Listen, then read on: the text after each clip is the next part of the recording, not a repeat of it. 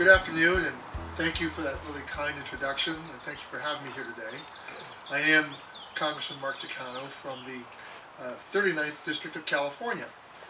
And today we come together to celebrate 75 years of growth and success of the Specially Adapted Housing Grant Program and how it has helped veterans buy, build, and modify their home, including the one we are at today.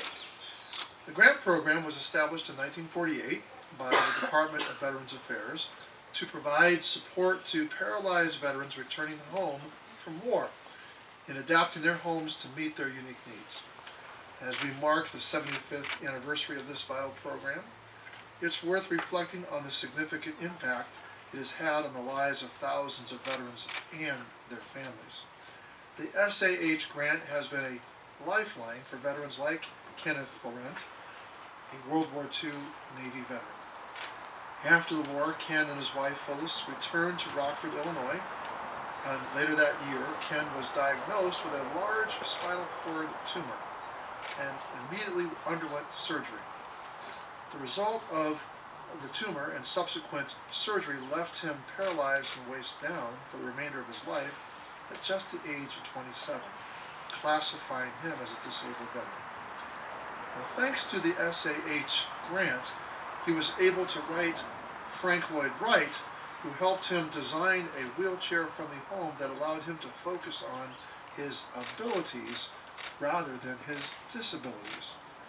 Today, the SAH grant continues to provide grants to help disabled veterans purchase, modify, or construct a home to meet their adaptive housing needs. Just last Congress, my colleagues and I passed several measures to improve the SAH grant, including the Ryan Cool's Specially Adaptive Housing Improvement Act of 2019. This bipartisan measure increased the amount of specially adapted housing grant, established a supplementary grant for veterans who need it, and allowed veterans more opportunities to draw from the grant funds to accommodate moving and life changes. And just last year, we passed the Auto for Veterans Act into law to expand the eligibility for disabled veterans to obtain modified vehicles for their disabilities.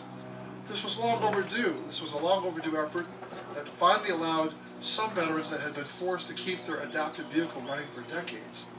Imagine these old clunkers just breaking down. They allowed them to get a new vehicle. I'm very, very proud that your Congressman Representative Sorensen, who's right over there, is leading the effort to modernize the Home Improvement and Structural Alteration, or HISA, grant for veterans. And I know he will be speaking more about his efforts, but it's proof that there's always more work to do, and I'm very glad to see him hitting the ground running in Congress.